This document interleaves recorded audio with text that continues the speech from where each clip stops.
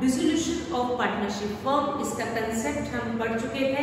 आज से हम स्टार्ट कर रहे हैं अकाउंटिंग ट्रीटमेंट कैसे दी जाएगी, यानी हमें किस तरीके से अकाउंट्स ओपन करने पड़ेंगे eight the time of dissolution. But उसके पहले डिसोल्यूशन का थोड़ा सा कंसेप्ट एक बार मैं रिवाइज करती हूँ ताकि हमको थोड़ा सा टॉपिक भी रिवाइज हो जाए और फिर हम उसको अच्छे से ट्रीटमेंट दे सकते हैं। तो हमने स्टार्ट किया था topic that is dissolution of partnership firm.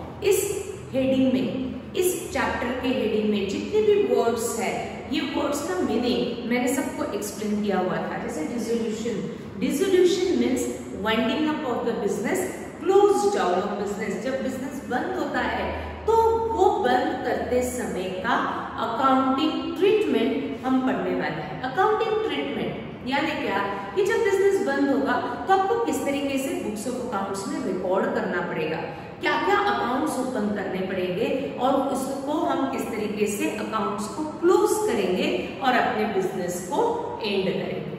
तो ये डिसोल्यूशन हम जो पढ़ रहे हैं वो है पार्टनरशिप फर्म का। आप सबको मालूम है पार्टनरशिप फर्म जिस बिजनेस में दो या दो से ज्यादा पर्सन्स मिलकर अगर बिजनेस करते हैं तो उस बिजनेस को, उस फर्म को हम पार्टनरशिप फर्म कहते हैं। तो पार्टनरशिप फर्म का डिसोल्यूशन का अकाउंटिंग ट्रीटमेंट हम इस टॉपिक में पढ़ने वाले हैं। तो डिसोल्यूशन का मीनिंग सबको क्लियर है, close down of business, winding up of business, dissolve हुआ है, तो वो डिसोल्यूशन का अकाउंटिंग ट्रीटमेंट हम पढ़ने वाले हैं। एंड अकाउंटिंग ट्रीटमेंट किस बिजनेस का हम पढ़ेंगे?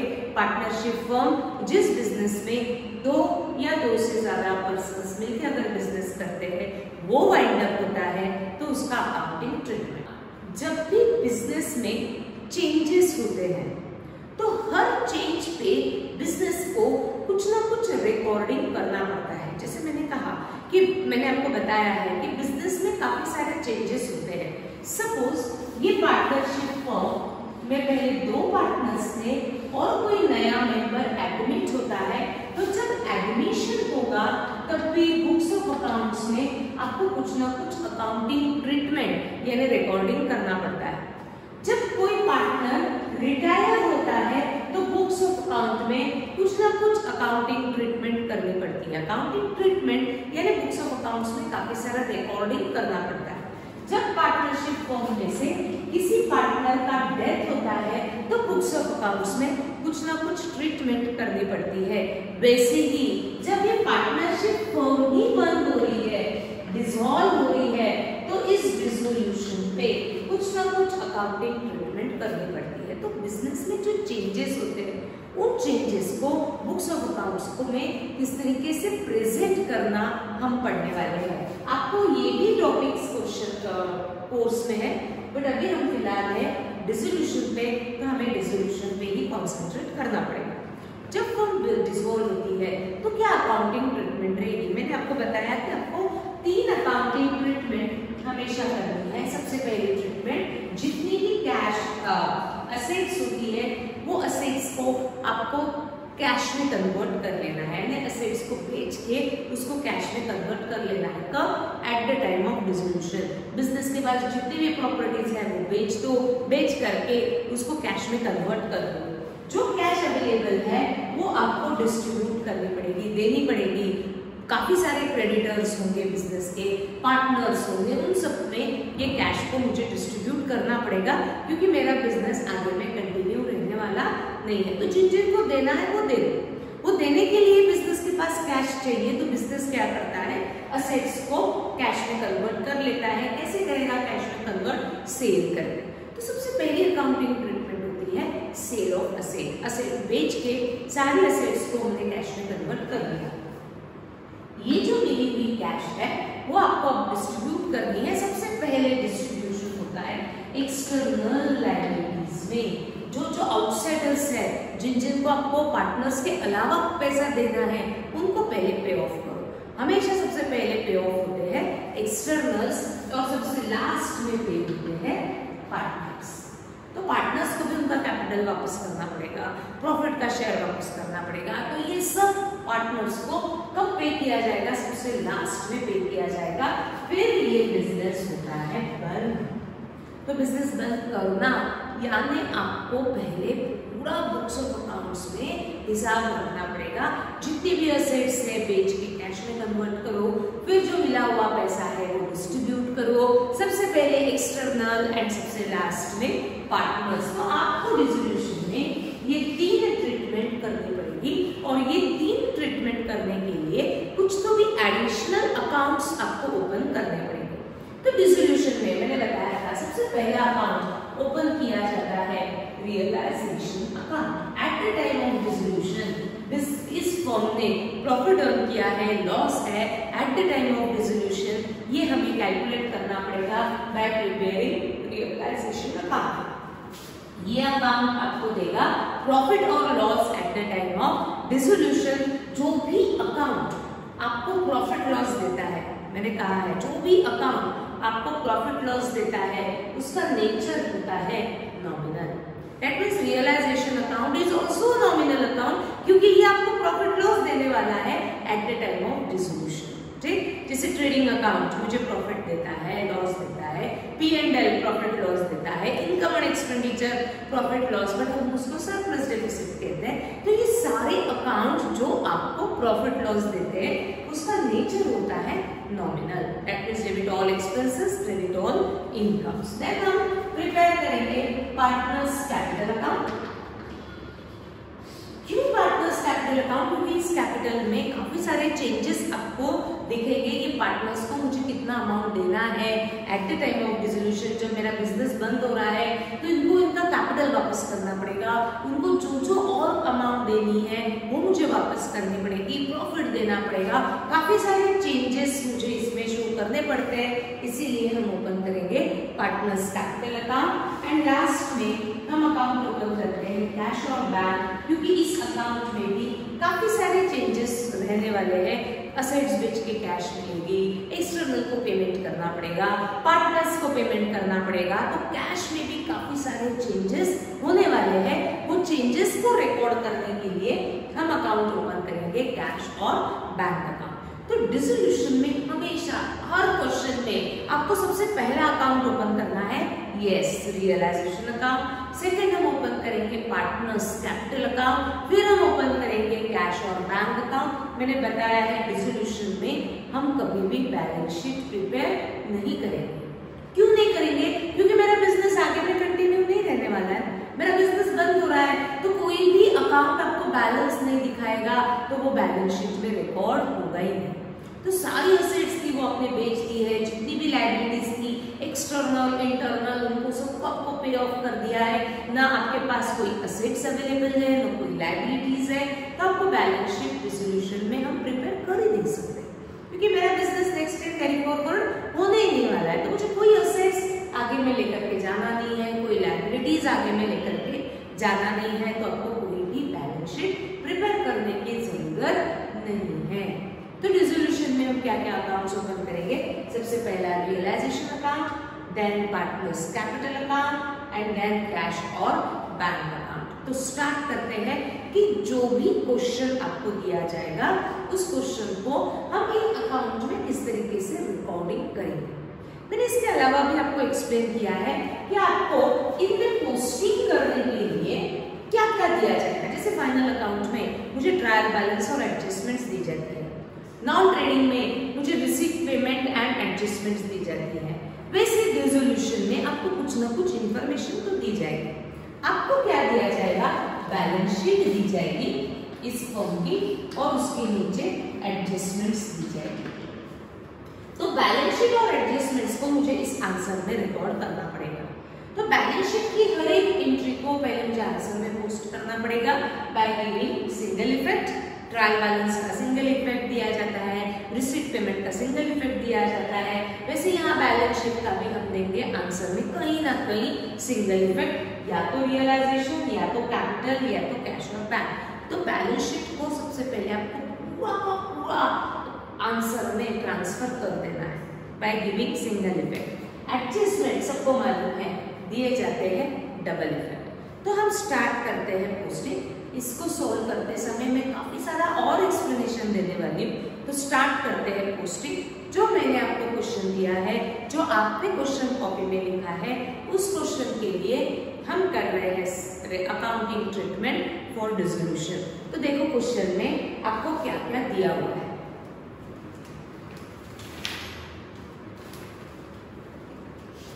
हमें दिया है क्वेश्चन में Karan and Kamal are partners in a firm. They share profits and losses in the proportion of 3:2. यानी इस पार्टनरशिप फर्म में दो पार्टनर्स हैं Karan and Kamal. They share profits and losses in the proportion of 3:2. जो भी business के profits losses होंगे वो दोनों में किस रेशियो में डिवाइड किए जाते हैं 3:2. They decided to dissolve the partnership firm on 31st March 11. उन्होंने डिसाइड किया कि हमारी पार्टनरशिप फर्म को हम डिसॉल्व करेंगे, बंद करेंगे। अच्छा, बिजनेस को बंद करने के भी मैंने रीजंस आपको बताया। काफी सारे रीजंस हो सकते हैं। टर्म कंप्लीट हुआ, वेंचर कंप्लीट हुआ, ये फर्म कंटिन्यूअस लॉसेस में चल रही है, पार्टनर्स इंसॉल्वेंट हो चुके हैं, तो कोई भी रीजन से फर्म बंद हो सकती है। तो ये कौन से रीजन से इन्होंने फर्म को बंद किया वो रीजन आपको दिया नहीं है, but they decided to dissolve the partnership firm, ऐसा दिया है। यानी उनको अब पार्टनरशिप फर्म आगे में कंटिन्यू नहीं रखनी है, तो मुझे इस फर्म को बंद करना पड़ेगा।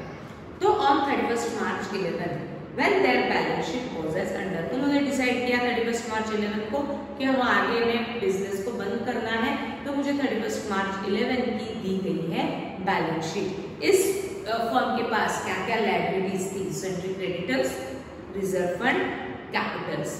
अब इस लायबिलिटीज में कुछ इंटरनल लायबिलिटीज है, कुछ एक्सटर्नल लायबिलिटीज है। एक्सटर्नल यानी आउटसाइडर्स, इंटरनल यानी जो पार्टनर्स में डिस्ट्रीब्यूट होने वाला है। तो जब हम सॉल्व करेंगे तो मुझे देखना पड़ेगा कि कौन सी होती है एक्सटर्नल, कौन सी होती है इंटरनल। जब सॉल्व करेंगे तब देखते हैं। Assets, stock, plant, lease, furniture, debtors, cash and bank, इतनी सारी असेट्स है। The lease was sold for 10,720, furniture for ₹6,000, ये एडजस्टमेंट्स दी हुई है, स्टॉक फॉर 15,300। ये सब सेल क्यों हो रहा है? क्योंकि फर्म बंद हो रही है। तो इन्होंने जितनी भी असेट्स है वो बेच दी। The debtors realized only 24,500, whereas plant realized 24,200। इन सारी असेट्स को उन्होंने कैश में कन्वर्ट कर लिया। The creditors were paid 22,000 in full settlement। जो आउटसाइडर थे उनको भी आपने पेमेंट कर दिया। Expenses of realization amounted to ₹1,000। ये हम देखेंगे क्या है। And prepare realization account, partners capital account और कैश और बैंक अकाउंट। तो हम स्टार्ट करते हैं पोस्टिंग। सिंपल क्वेश्चन सबसे पहला रहेगा, इसीलिए पहले देखो पोस्टिंग समझ में आती है क्या, और 100% सबको समझ में आना चाहिए। तो स्टार्ट करते हैं, मेरे साथ ही अकाउंट्स को ओपन करेंगे, सभी लिखेंगे ऊपर in the books of firm, write down in the books of firm. सबसे फर्स्ट लाइन में आपको लिखना है in the books of firm. First account हम ओपन करेंगे रियलाइजेशन अकाउंट। ये हमेशा आप हाफ पेज से थोड़ा ज्यादा ही रूलिंग कंप्लीट करेंगे, क्योंकि इसमें काफी सारी एंट्रीज होती है। ये फर्स्ट क्वेश्चन है तो ज्यादा एंट्रीज नहीं मिलेंगी, बट ये आदत डालो कि रियलाइजेशन अगर आप पूरे सिंगल पेज पे भी ओपन करते हो तो बहुत ज्यादा अच्छा रहेगा। हाफ से ज्यादा पेज आपको रियलाइजेशन के लिए हमेशा करना है। Then partners capital account. अब देखो कितने पार्टनर्स हैं? 2 पार्टनर्स। तो हम करंट्स कैपिटल फिर कमल्स कैपिटल ऐसा नहीं करेंगे, हम पार्टनर्स कैपिटल अकाउंट कंसोलिडेटेड बनाते हैं, कंसोलिडेटेड यानी कंबाइंड बनाते हैं, ठीक। तो आपको दो पार्टनर्स है तो दो पार्टनर्स के अमाउंट के कॉलम अलग अलग करने पड़ेंगे। तो सबसे पहले क्या करो, पेज को दो पार्ट में डिवाइड करो, 8 to 10 lines. Left hand side में फर्स्ट कॉलम पर्टिकुलर्स, फिर अमाउंट के आप दो कॉलम्स करेंगे, फर्स्ट पार्टनर के लिए रहेगा, सेकंड पार्टनर के लिए रहेगा। तो हम यहाँ लिखेंगे पर्टिकुलर्स। सबसे पहला पार्टनर है करण, सेकंड पार्टनर है कमल।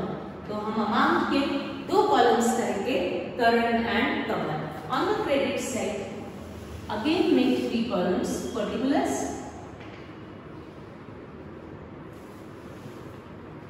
Karan's capital and Karan's column and Kamal's column। Combined बना लिया ताकि एक ही अकाउंट में दोनों अकाउंट को आप रिकॉर्ड कर सकते हैं। यही पैटर्न में आपको हमेशा कैपिटल अकाउंट ओपन करना है, अलग सेपरेटली ओपन ना करते हुए हम हमेशा कैपिटल को कंसोलिडेट बनाते हैं, कंबाइंड बनाते हैं, ठीक। तो लिखते हैं पार्टनर्स कैपिटल अकाउंट, पर्टिकुलर्स दो पार्टनर्स है, अगर 3 पार्टनर्स होते हैं तो हमने अमाउंट में 3 कॉलम्स किए होते, डेबिट में भी और क्रेडिट में। नेक्स्ट हम ओपन करेंगे, क्वेश्चन में देखना है असेट में कैश दिया है, बैंक दिया है। आपको क्या दिया है, कैश एट बैंक, यानी बैंक में जो कैश है दैट मींस बैंक बैलेंस। तो जब स्पेसिफिकली बैंक दिया है तो हम अकाउंट में ओपन करते हैं bank account again for 10 to 12 lines, particulars amount, पूरा रोलिंग कॉपी में जैसे बोर्ड पे है वैसे आपके कॉपी में होना चाहिए।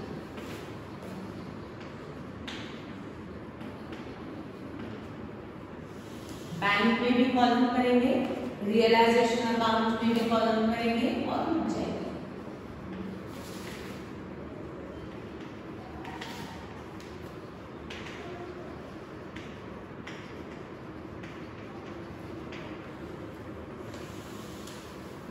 करेंगे सभी, ये कॉपी में रूलिंग हो चुका है ना।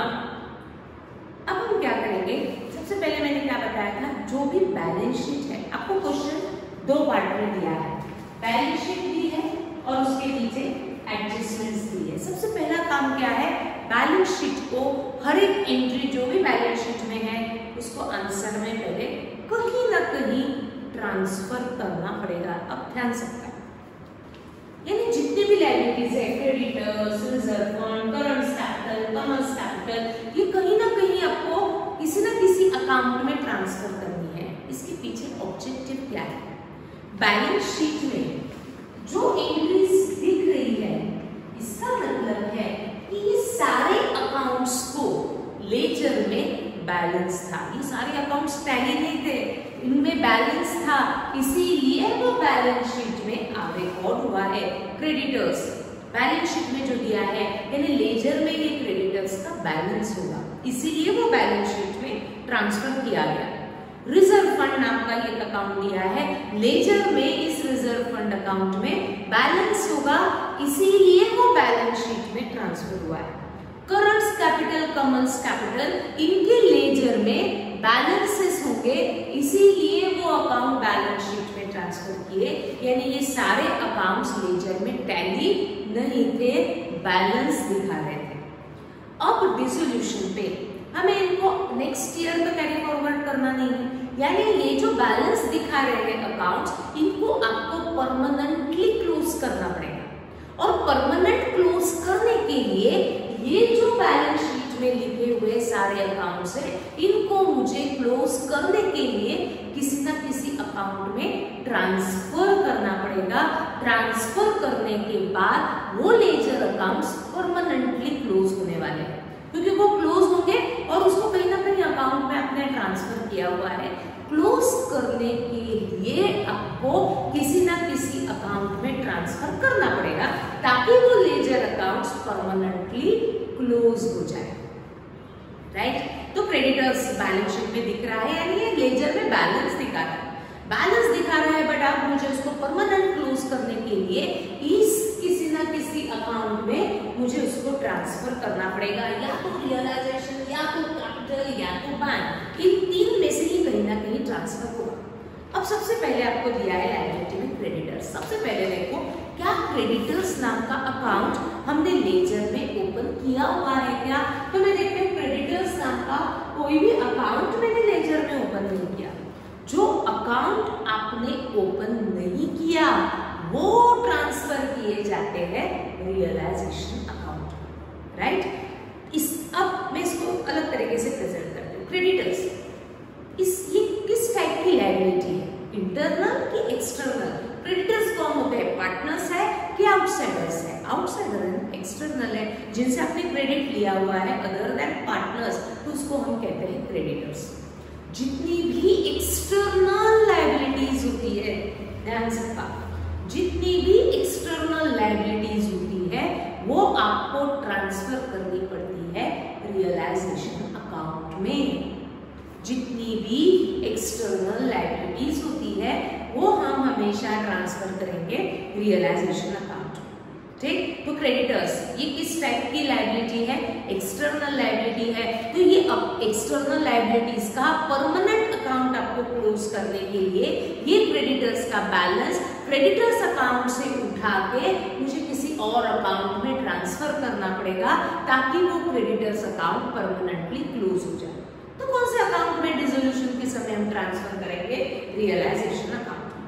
या आप सिंपल सोचना, क्रेडिटर्स नाम का कोई अकाउंट मैंने ओपन किया है कि नहीं? तो जिसका अकाउंट मैंने ओपन नहीं किया वो कहाँ चला जाएगा? रियलाइजेशन में। अब रियलाइजेशन में या तो मुझे इसको डेबिट में ट्रांसफर करना पड़ेगा, नहीं तो मुझे इसको क्रेडिट में ट्रांसफर करना पड़ेगा। अब मैं कहाँ ट्रांसफर करूँ? दो ही साइड है, डेबिट नहीं तो क्रेडिट। तो इसके लिए देखो वो किस साइड दिया है बैलेंस शीट के?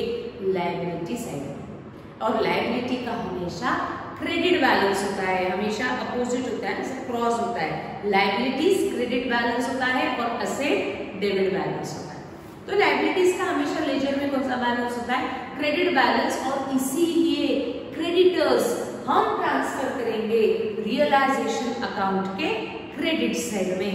लिखेंगे सभी by sundry creditors account realisation account के क्रेडिट में ट्रांसफर करने के बाद ये क्रेडिटर्स का लेजर में अकाउंट टैली हो चुका है। अब वो बैलेंस किस अकाउंट में आ चुका है? रियलाइजेशन अकाउंट में आ चुका है। अब यहाँ इसके रियलाइजेशन के थ्रू हम आगे का एंट्रीज पोस्ट करेंगे, ठीक? अब नेक्स्ट देखो reserve fund. First write down the meaning of reserve fund. सभी लिखेंगे reserve fund means,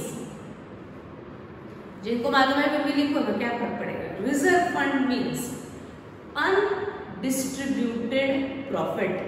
reserve fund means undistributed profit. Undistributed यानी अभी तक इस प्रॉफिट को फर्म ने पार्टनर्स में डिस्ट्रीब्यूट नहीं किया। प्रॉफिट किस में डिस्ट्रीब्यूट होता है? आउटसाइडर्स के पार्टनर्स में डिस्ट्रीब्यूट होता है। रिजर्व फंड यानी क्या? कुछ प्रॉफिट अभी भी ऐसा था जो फर्म ने पार्टनर्स को दिया नहीं था, वो किस नाम से आपको दिया गया? Reserve fund. कितना अमाउंट है? 5000। अब ये रिजर्व फंड लायबिलिटी में दिया है, यानी लेजर में रिजर्व फंड अकाउंट बैलेंस दिखा रहा होगा, इसीलिए वो बैलेंस शीट में ट्रांसफर हुआ है। अब रिजर्व फंड नाम की लायबिलिटी मुझे नेक्स्ट ईयर कैरी फॉरवर्ड नहीं करनी है क्योंकि मेरी फर्म अभी बंद हो रही है। तो मुझे ये रिजर्व फंड को परमानेंटली क्लोज करने के लिए ये रिजर्व फंड में का बैलेंस कहीं ना कहीं ट्रांसफर करना पड़ेगा।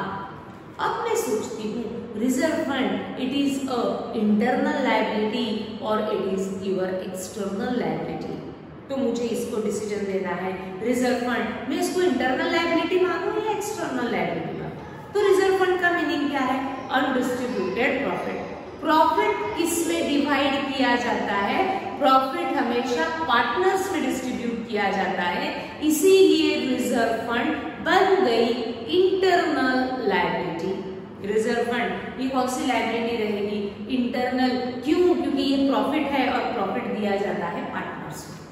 तो ये बन गई इंटरनल लायबिलिटी, और वो इंटरनल लायबिलिटी होने के कारण मैं इसको रियलाइजेशन में ट्रांसफर नहीं कर सकती। रियलाइजेशन में ट्रांसफर होती है सिर्फ और सिर्फ एक्सटर्नल लायबिलिटी। तो ये इंटरनल लायबिलिटी है, तो मुझे इसको इंटरनल होने के कारण पार्टनर्स अकाउंट में ट्रांसफर करना पड़ेगा। इंटरनल यानी कौन? पार्टनर्स। तो ये रिजर्व फंड मुझे कहाँ ट्रांसफर करना पड़ेगा? पार्टनर्स में ट्रांसफर करना पड़ेगा। ये प्रॉफिट है ना, तो क्या सिर्फ अकेला करण को डिस्ट्रीब्यूट करूं प्रॉफिट? क्या सिर्फ मैं कमल को डिस्ट्रीब्यूट करूं प्रॉफिट, कि मैं दोनों में डिस्ट्रीब्यूट करूं? जितने भी पार्टनर्स होंगे उन सब में प्रॉफिट डिवाइड करना पड़ेगा। तो ये 5000 रिजर्व फंड हम डिवाइड करेंगे करण एंड कमल में, तो मुझे कुछ ना कुछ रेशो लगेगा।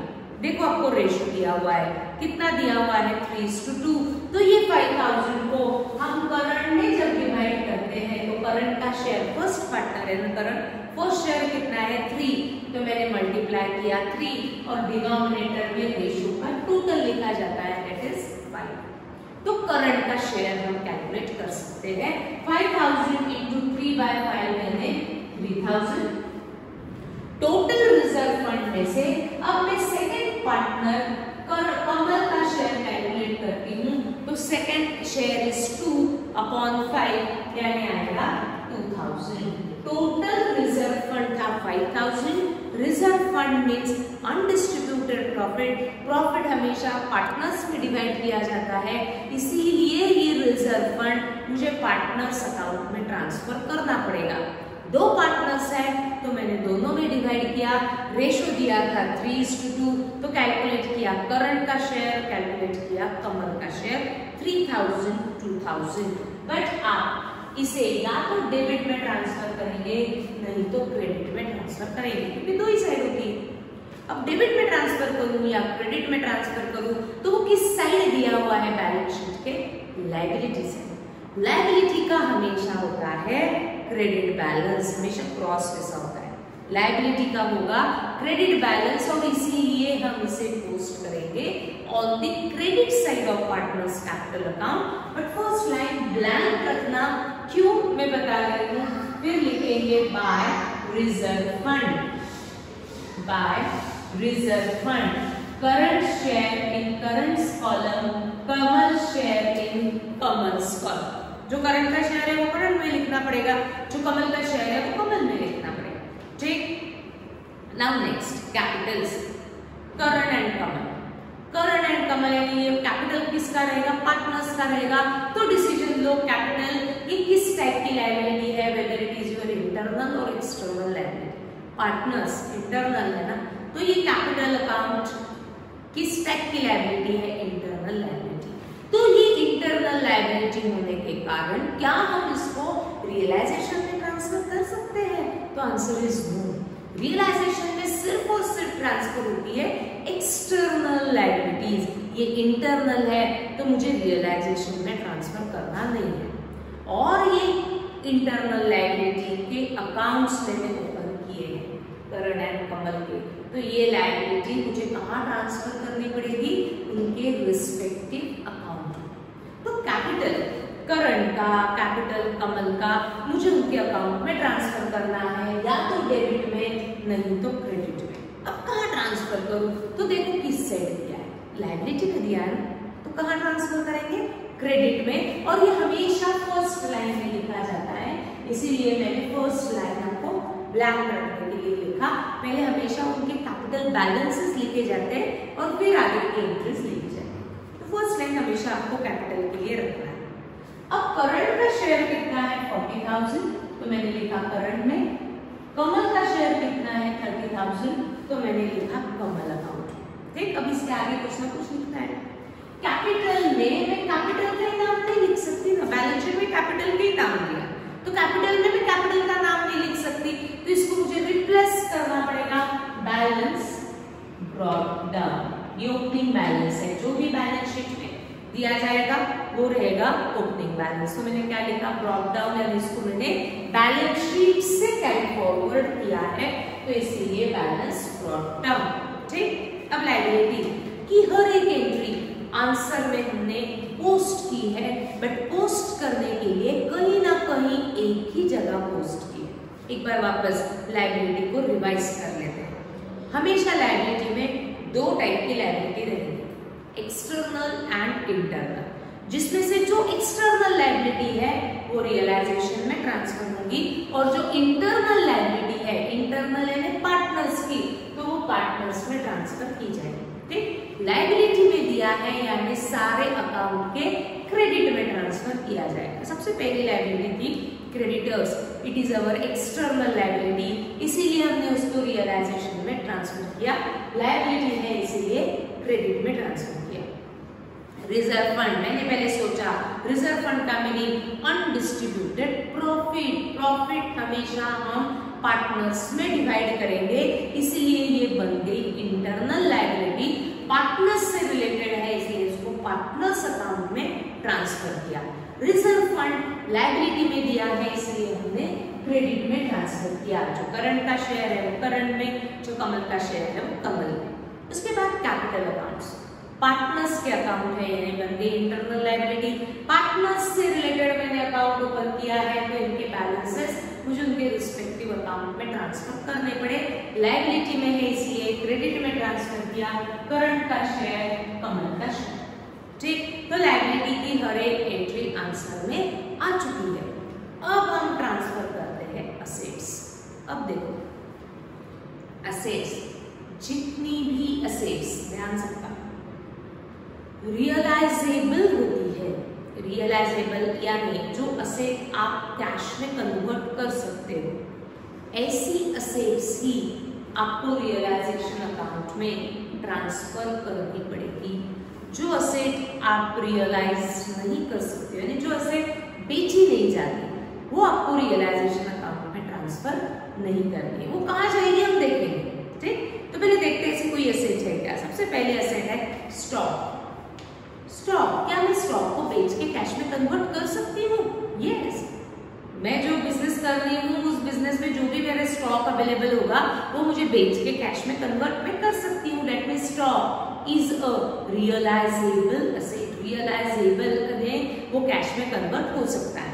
Then plant, plant means factory building, building को बेच के मैं कैश में कन्वर्ट कर सकती हूँ। That means plant is our realisable asset, यानी ये कैश में कन्वर्ट होती है असेट। लीज, लीज यानी अगेन प्रॉपर्टी, बेच के कैश में कन्वर्ट कर सकते हैं। फर्नीचर कैश में कन्वर्ट होता है। डेटर्स बेच नहीं सकते बट रियलाइज तो होते हैं ना। जो गुड्स मैंने क्रेडिट पे बेची है उनसे मैं पैसा मांग सकती हूँ, यानी debtors is a realisable asset. Customers से मुझे जो पैसा मिलता है दैट इज वो रियलाइजेबल है, तो debtors is also a realisable asset. Cash at bank, वो तो ऑलरेडी कैश में कन्वर्टेड है।